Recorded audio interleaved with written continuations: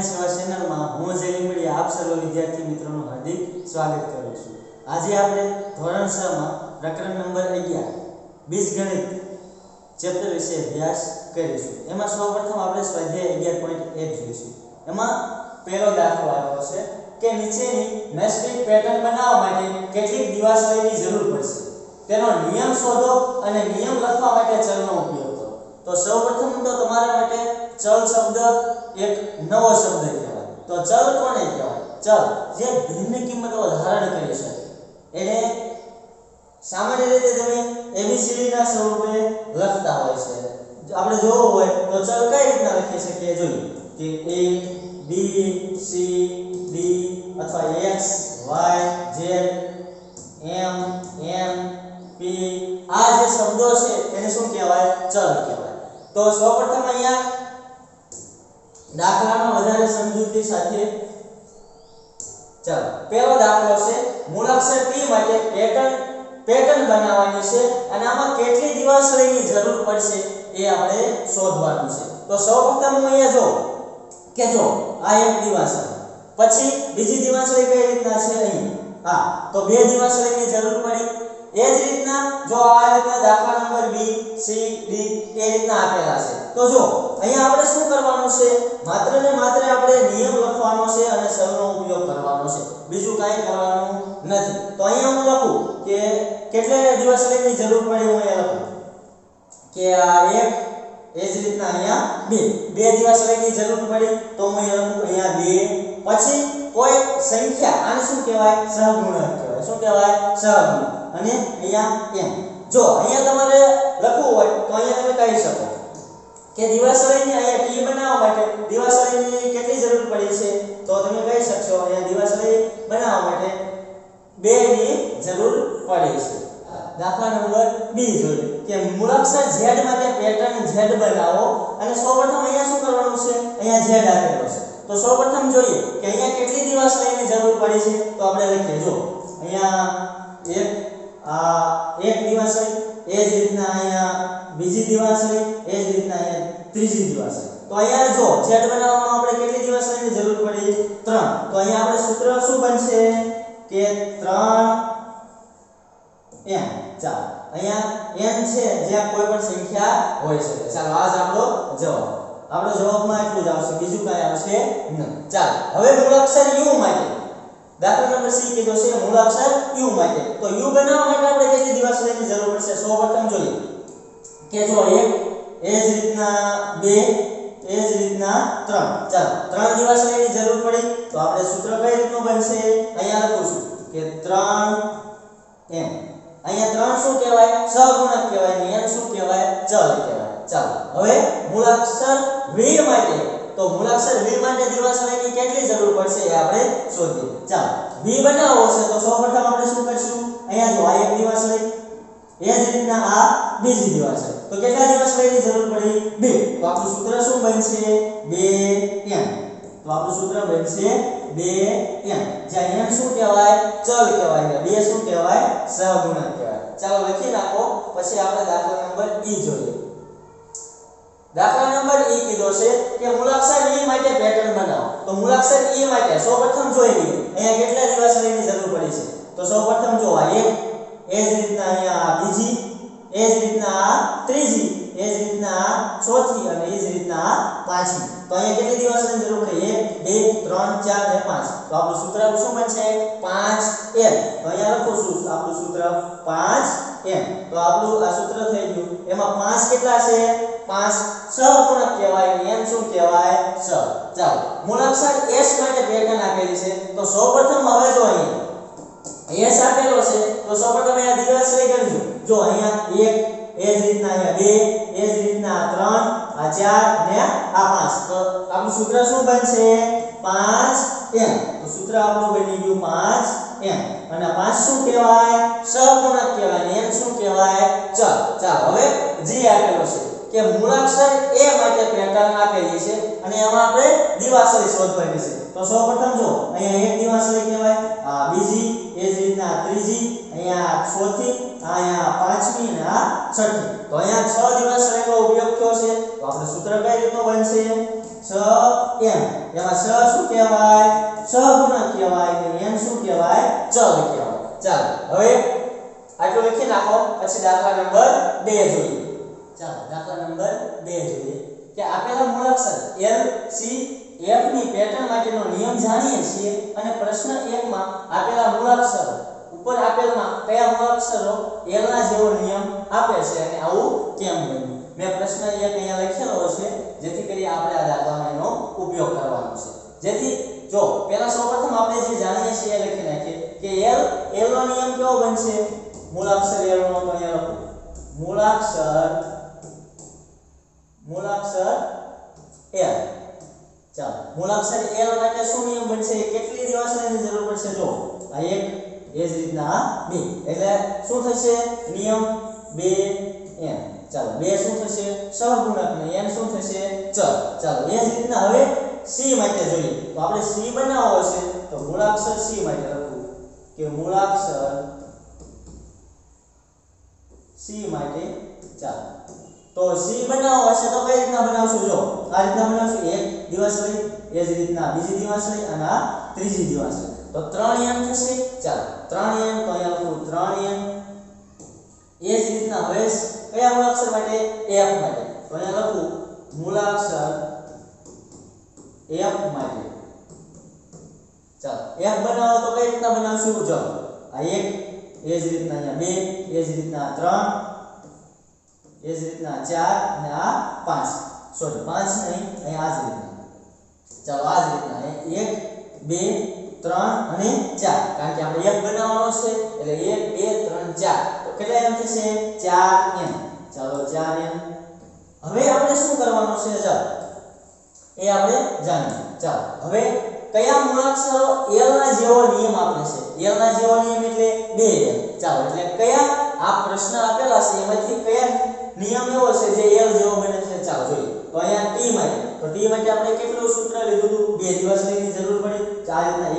અને 2 તો અહીંયા 2n થશે તો અહીંયા 2n એ જ રીતના Z માટે Z બનાવ્યો તો આ 1 2 અને આ 3 એટલે 3n થશે અહીંયા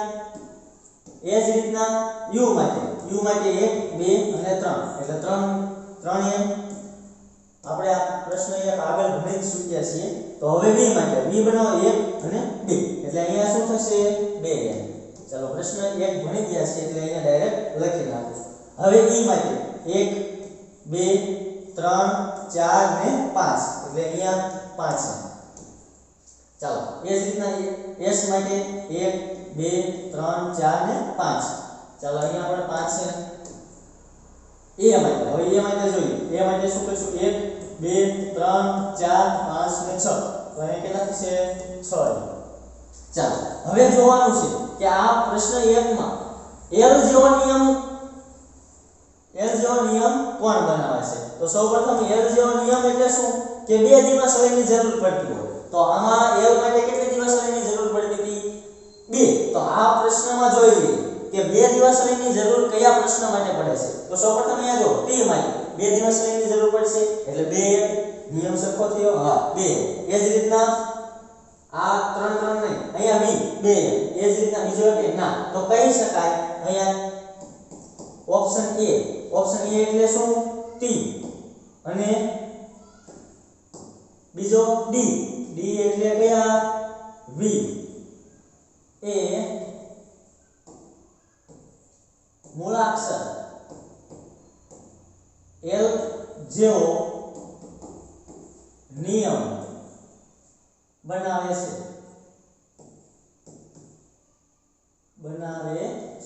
ચાલો એવું કેમ બન્યું તો શું કહી શકાય આ અહીંયા લખી નાખવાનું કે મૂળાક્ષર L માટે બે દિવાસળી ની જરૂર પડે અને મૂળાક્ષર કયો T અને V માટે પણ દિવાસળ અહીંયા લખી નાખવાનું V માટે પણ બે દિવાસળીની જરૂર પડશે. ચાલો લખી નાખો. પછી આપણે પ્રશ્ન નંબર 3 ચાલો દાખલા નંબર 3 જોઈએ કે સૈન્યના તાલીમાર્થીઓ પરેડમાં કૂચ કરે છે. દરેક હારમાં 5 તાલીમાર્થીઓ છે. આપેલ સૈન્યના તાલીમાર્થીઓની સંખ્યા અને હાર માટે કયો નિયમ થશે અને હારની સંખ્યા માટે n વાપરો એવું કીધું છે. તો અહીંયા લખીએ સૌપ્રથમ કે દરેક હારમાં 5 તાલીમાર્થીઓ છે.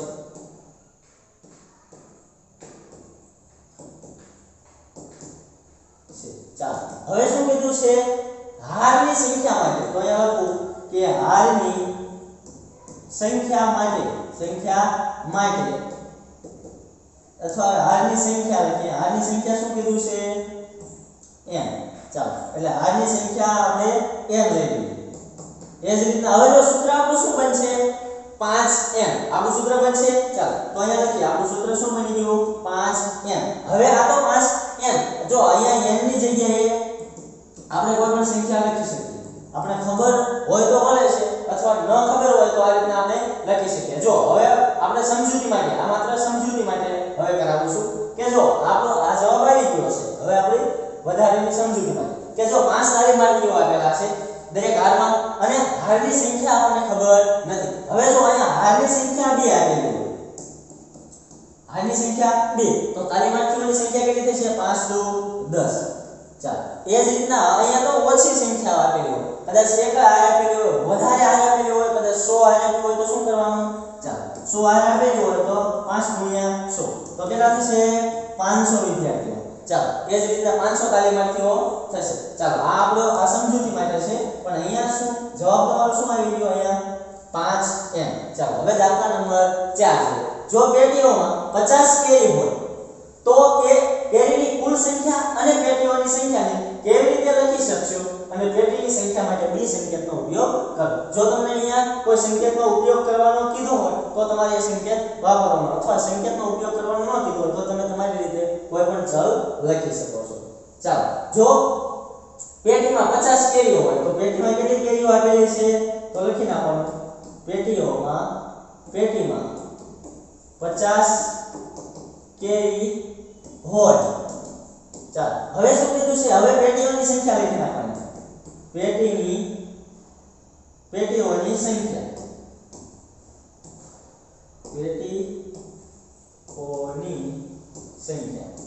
પેટીઓની સંખ્યા કેટલી આપેલી છે 2. હવે જો તમારું સૂત્ર શું બનશે 50b. આ તમારું સૂત્ર બની ગયું. શું બની ગયું સૂત્ર 50b. હવે જો હવે પેટીઓની સંખ્યા વધારવામાં આવે એટલે અહીંયા b ની જગ્યાએ તમે કોઈ પણ લખી શકો અનંત સુધી. તમને જે કોઈ સંખ્યા આપેલી હોય અહીંયા b ની જગ્યાએ કોઈ સંખ્યા લખી હોય તો તમે લખી શકો. આપી હોય તો ભલે, ન આપી હોય તો વાંધો નહીં. આ માત્ર સમજૂતી માટે. તો શું થશે કેરીઓની સંખ્યા વધતી જશે કારણ કે પેટીઓની સંખ્યા જો 1 હોય તો 50 કેરી. એ જ રીતના 2 હોય તો કેટલી થશે 50 * 100. એ જ રીતના 3 હોય તો 50 કેરી 150. એ જ રીતના જાજી આપેલી હોય 50 આપેલી હોય b ની જગ્યાએ તો શું થશે 50 × 50 એટલે 25 અને 2 0 એટલે કેટલી થશે 2500 કેરી. તો આ રીતના આ માત્ર સમજૂતી માટે હતું. ચાલો હવે પ્રશ્ન 3 અને 4 લખી નાખો. પછી આપણે દાખલા નંબર 5 જોઈએ. ચાલો દાખલા નંબર 5 જોઈએ કે શિક્ષકે દરેક વિદ્યાર્થીને 5 પેન્સિલ વહેંચી. તમે કહી શકશો કે કેટલી પેન્સિલની જરૂર પડશે? વિદ્યાર્થીઓની સંખ્યા આપેલ છે અને વિદ્યાર્થીઓની સંખ્યા માટે s વાપરો એવું કીધું છે. એટલે શું કીધું છે વિદ્યાર્થીની સંખ્યા કેટલી આપેલી છે s. એટલે દરેક વિદ્યાર્થીને શિક્ષકે કેટલી પેન્સિલ આપી છે તો અહીંયા લખું છું કે દરેક વિદ્યાર્થીને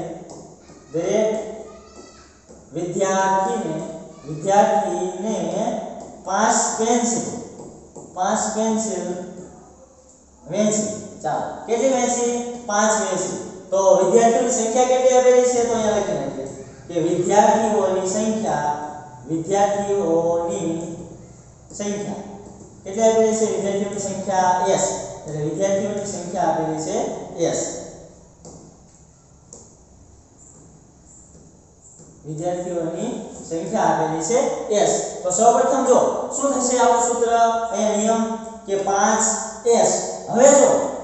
વિદ્યાર્થીઓની સંખ્યા જેમ જેમ વધારતા જશું એમ એમ પેન્સિલની જરૂરિયાત શું થશે વધતી જશે કારણ કે અહીંયા જો હવે s ની જગ્યાએ હું 5 વિદ્યાર્થી લઈ લઉં આ તો શું થયું દરેક વિદ્યાર્થીને એટલે એક વિદ્યાર્થીને 5 પેન્સિલ દેવાય હવે વિદ્યાર્થીની સંખ્યા વધશે એટલે 5 વિદ્યાર્થી મળે એટલે s બરાબર 5 એટલે 5 વિદ્યાર્થી થાય તો 5 ગુણ્યા 5 એટલે પેન્સિલની જરૂરિયાત કેટલી થશે 25 એ જ રીતના આવે તમે કોઈ પણ લાંબી સંખ્યા લખી શકો છો અને આપણું સૂત્ર આપણો નિયમ તો માત્ર આ જ છે કે 5s આ તો શું માત્ર સમજૂતી માટે ચાલો દાખલા નંબર 6 જોઈએ કે એક પક્ષી 1 મિનિટમાં 1 કિલોમીટર ઉડે છે જો તે અમુક મિનિટ ઉડે તો કેટલું અંતર આવરી શકશે તે તમે કહી શકશો અને ઉડવાનો સમય તમને આપી દીધો છે t નો ઉપયોગ કરો તો સૌપ્રથમ અહીંયા લખી નાખીએ કે 1 મિનિટમાં કેટલું 1 કિલોમીટર ચાલો 1 મિનિટમાં કેટલું ઉડે છે 1 કિલોમીટર અને ઉડવાનો સમય કેટલો આપી દીધો છે t તો ઉડવાનો સમય લખવાનો ઉડવાનો સમય કેટલો આપેલો છે t ચાલો તો હવે શું આપણે મેળવવાનું છે કે કાપેલું અંતર મેળવવાનું છે તો સૌપ્રથમ લખી નાખીએ કે કાપેલું અંતર બરાબર કેટલું ચાલ્યો છે 1 કિલોમીટર ઉડ્યું છે તો અમુક સમય એ ઉડવા અમુક સમય શું કીધું છે તે અમુક મિનિટ ઉડ્યા છે તો કેટલું અંતર કાપ્યું છે તો 1 મિનિટ ઉડ્યો છે અને કેટલું અંતર કાપ્યું છે 1 કિલોમીટર 1 કિમી ગુણ્યા કેટલું કરશું આપણે ઉડવાનો સમય કેટલો છે t તો કેટલું થશે t કિલોમીટર ચાલો લખી નાખો ચાલો દાખલા નંબર 7 જોઈએ કે રાધા ચોક પાવડરની મદદથી ડોટ રંગોળી એટલે ડોટને જોડીને બનાવેલી સુંદર પેટર્ન દોરે છે દરેક હારમાં 8 ડોટ છે કેટલી દરેક હારમાં 8 ડોટ છે તેની રંગોળીની r હારમાં કેટલા ડોટ હશે એટલે r હાર આપેલી હોય એમાં કેટલા ડોટ હશે જો 8 હાર હોય તો કેટલા ડોટ હશે અને બીજો પ્રશ્ન એમાં પૂછ્યો છે જો 10 હાર હોય તો કેટલા ડોટ હોય ચાલો સૌપ્રથમ અહીંયા જો દરેક હારમાં કેટલા ડોટ આપેલા છે તો અહીંયા લખવાનું કે દરેક હારમાં 8 ડોટ ચાલો દરેક હારમાં કેટલા 8 ડોટ હવે તેની રંગોળીની r હાર લો તો હાર આપેલી છે કેટલી રંગોળીની r હારમાં કેટલા ડોટ હશે તો હાર જે આપી છે તો r હારમાં કેટલા ડોટ હશે એવું કીધું છે તો આપણો નિયમ શું બનશે 8 થશે 8 r થશે આ આપણો નિયમ બન્યો હવે એકવાર પહેલો પ્રશ્ન જોઈએ 8 હાર હોય જો 8 હાર હોય તો કેટલા ડોટ થશે 8 હાર આપેલી છે અહીંયા શું કીધું છે 8 તો અલગ જ છે આ 8 અલગ છે અને હાર કેટલા આપેલી છે 8 ચાલો તો શું થશે 88 64 અથવા અહીંયા એકવાર લખવું હોય તો આ રીતના લખી નાખવાનું 8 હાર બરાબર 8 ગુણ્યા 8 એટલે કેટલા થશે 88 64 ચાલો તો કેટલા ડોટ હશે 64 ડોટ હશે ચાલો હવે એ જ રીતના બીજો પ્રશ્ન જોઈ લઈએ કે બીજો પ્રશ્ન શું કીધો છે કે 10 ડોટ હોય એટલે r બરાબર કેટલા લેવાના છે આપણે સોરી 10 હાર હોય તો 10 હાર હોય તો આપણે શું થશે 8 r એ જ રીતના હવે 8 r ની જગ્યાએ 8 ની જગ્યાએ 8 એમ ચાલો હવે r ની જગ્યાએ કેટલા મૂકશું 10 તો 8 દાન 80 ચાલો લખી નાખો કેટલા ડોટ હશે 80 ડોટ હશે ચાલો દાખલા નંબર 8 જોઈએ કે લીલા એ રાધાની નાની બહેન છે લીલા એ રાધા કરતા 4 વર્ષ નાની છે લીલા એ રાધા કરતા 4 વર્ષ નાની છે અને રાધાની ઉંમર ને આધારે લીલાની ઉંમર તમે લખી શકશો અને રાધાની ઉંમર x વર્ષ આપેલી છે તો સૌપ્રથમ અહીંયા લખીએ કે રાધાની ઉંમર કેટલી છે x વર્ષ ચાલો સૌપ્રથમ લીલા એ રાધાની નાની બહેન છે લીલા એ રાધા કરતા 4 વર્ષ નાની છે તો આપણે અહીંયા લખશું કે લીલા એ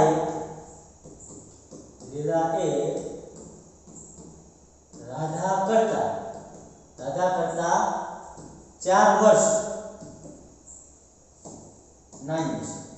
ચાલો નાની છે એટલે એનો મતલબ શું થાય હવે તો આપણે રાધાની ઉંમર x વર્ષ આપી છે એની જગ્યાએ આપણે 6 વર્ષ આપી દીધું તો તમે શું કરો અહીંયા રાધાની ઉંમર 6 વર્ષ છે તો એમ કીધું હોય કે લીલા રાધા કરતા 4 વર્ષ નાની છે તો આની કરતા 4 વર્ષ નાની એટલે તમે માઈનસ કરો કે 6 ઓછા 4 એટલે કેટલા થશે 2 એટલે એની ઉંમર કેટલી હોય તો તમને ખબર પડી જાય કે લીલાની ઉંમર કેટલી હોય 2 વર્ષ પણ હવે જો અહીંયા શું કીધું છે અહીંયા લીલાની ઉંમર શું આપેલી છે x વર્ષ આપેલી છે તો હવે 6 ની જગ્યાએ શું કરશું આપણે x તો આપણને ખબર આ શું મળે છે આપણને લીલાની ઉંમર મળી જશે તો આપણે કહી શકીએ કે તો લીલાની ઉંમર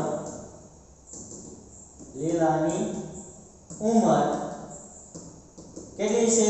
x - 4 વર્ષ હશે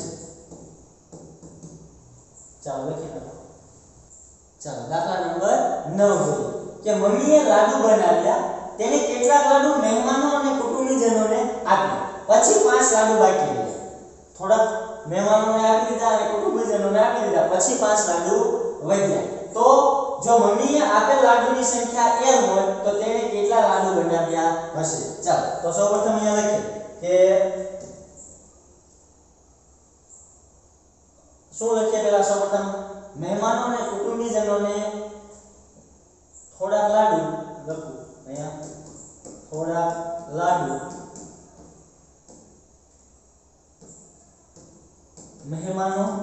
મહેમાનોને અને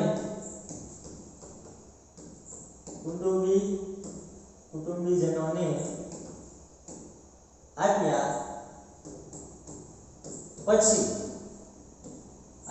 કેટલા વધ્યા 5 લાડુ બાકી રહ્યા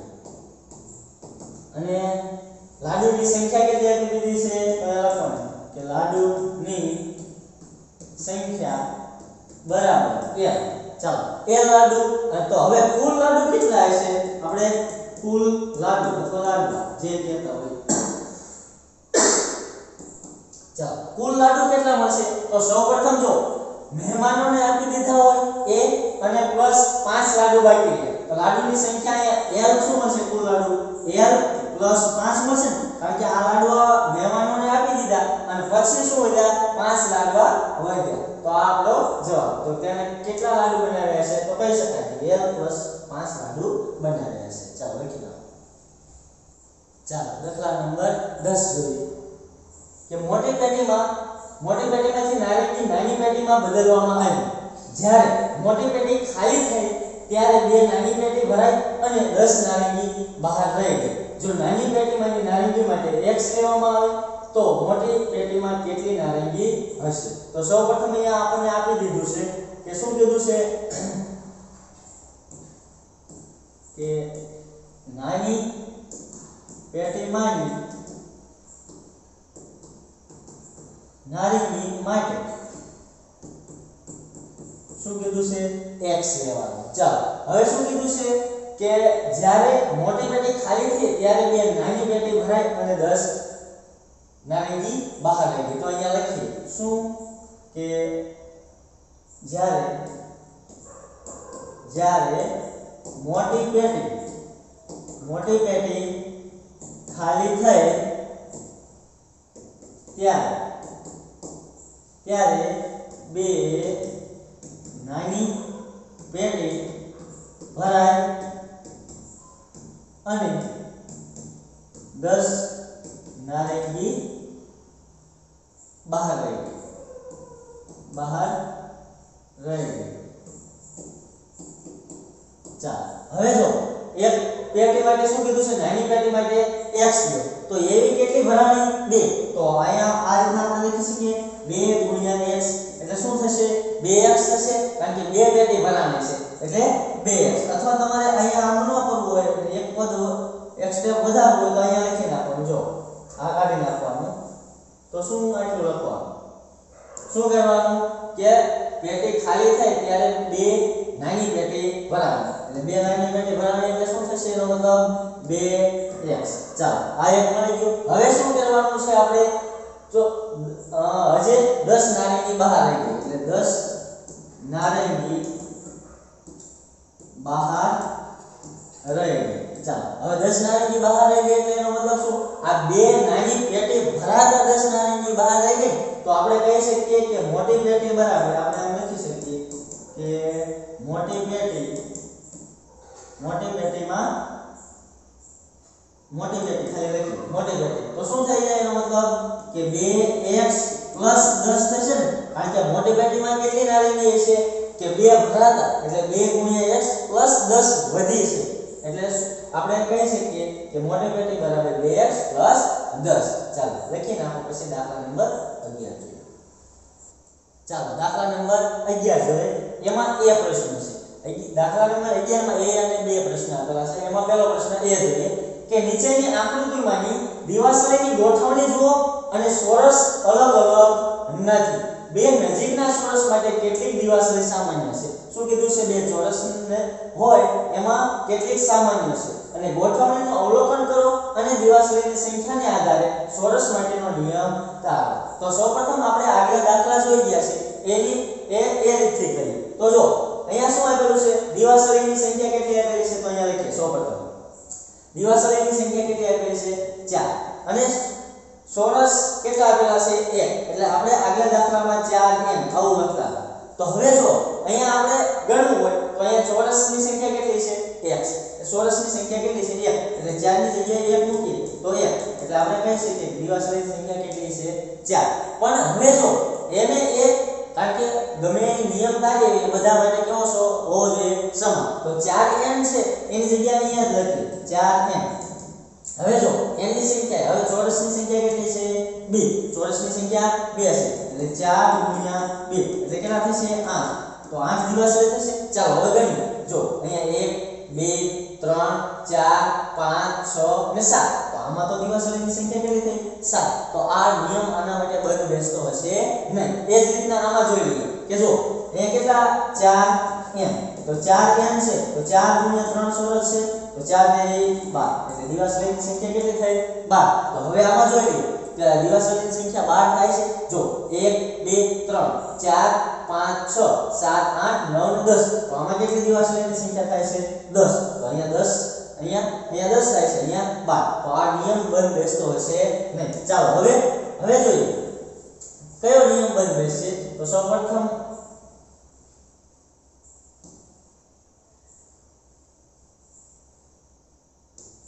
હવે જો અહીંયા 3x + 1 આ જોઈએ તો અહીંયા જો અહીંયા x બરાબર શું છે અહીંયા ડાયરેક્ટ લખતા જઈએ કે x બરાબર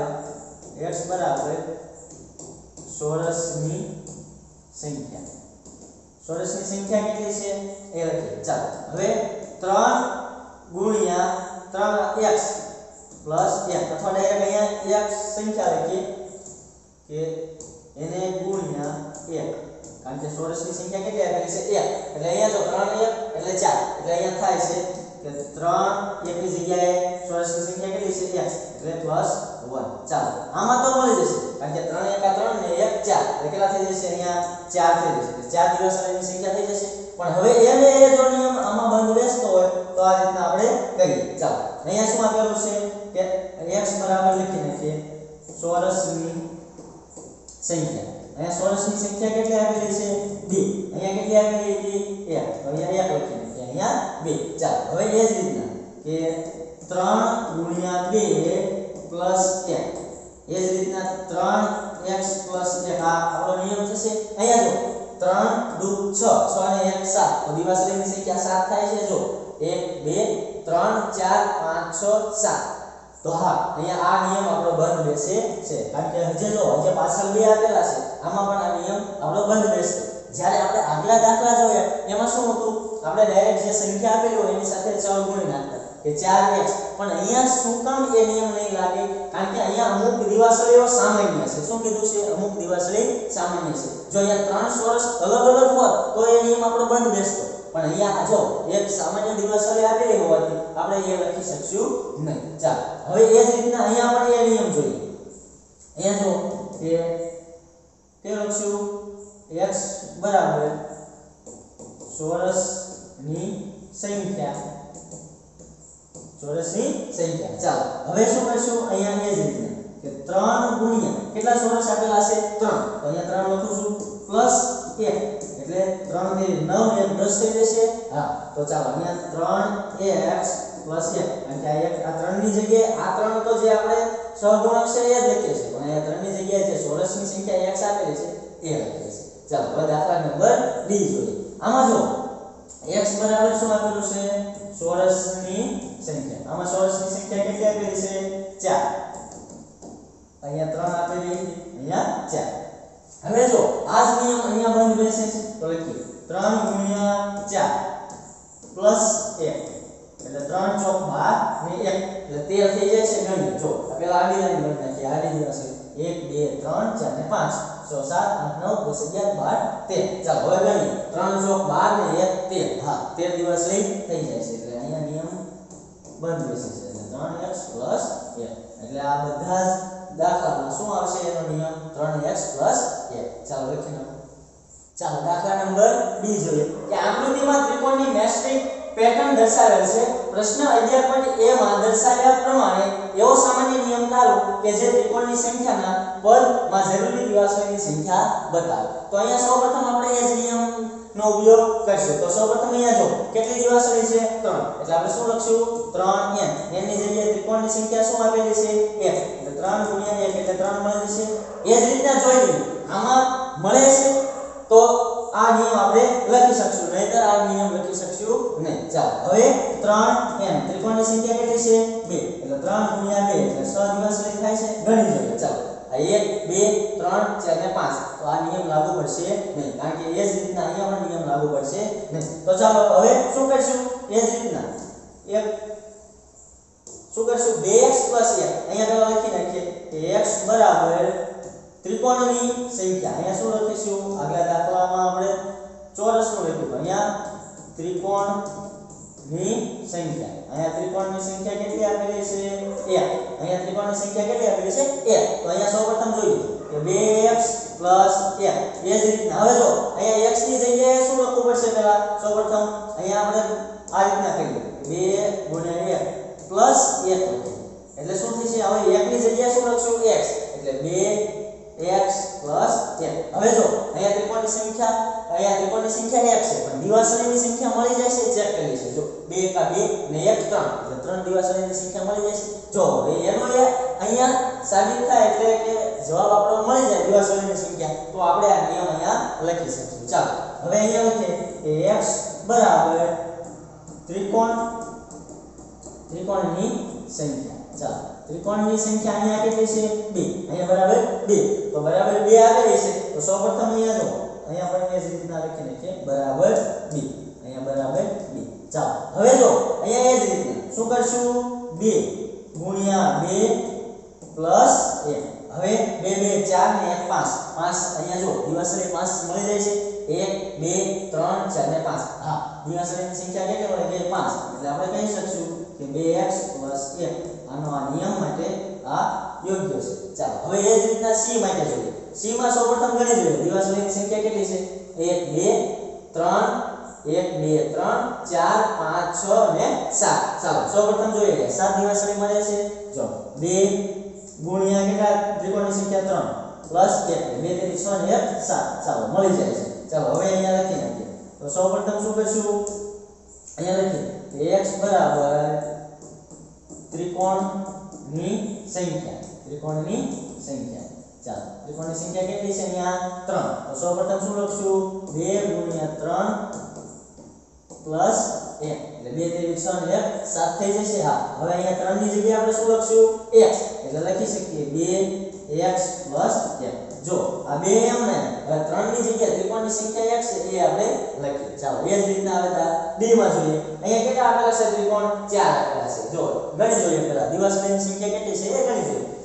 1 2 3 4 5 6 7 8 9 ચાલો ગણી જોઈએ 9 થાય છે તો 2 ગુણ્યા ત્રિકોણની સંખ્યા કેટલી 4 ત્રિકોણની સંખ્યા 4 + 1 એટલે 2 6 8 ને 9 હા મળી જાય છે તો આપણે કહી શકીએ કે આ નિયમ આના માટે પણ બંધ બેસતો નથી એટલે આપણે આ નિયમ આમાં લખી શકશું તો x બરાબર લખવાનું ત્રિકોણની સંખ્યા ચાલો ત્રિકોણની સંખ્યા કેટલી મળી ગઈ 3 સોરી 4 આમાં કેટલી લખવાની છે ત્રિકોણની સંખ્યા 4 ચાલો હવે અહીંયા લખતા જઈએ તો અહીંયા લખવાનું 2 ગુણ્યા 4 + 1 હવે જો અહીંયા 4 ની જગ્યાએ શું લખશું આપણે x તો અહીંયા લખી નાખીએ 2x a ચાલો અહીંયા આપણું સ્વાધ્યાય 11.1 પૂર્ણ થાય છે જો વિડિયો ગમ્યો હોય તો વિડિયોને લાઈક શેર અને સબસ્ક્રાઇબ કરજો અને તમારા મિત્રો સુધી પણ પહોંચાડજો અસ્તુ જય હિન્દ જય ભારત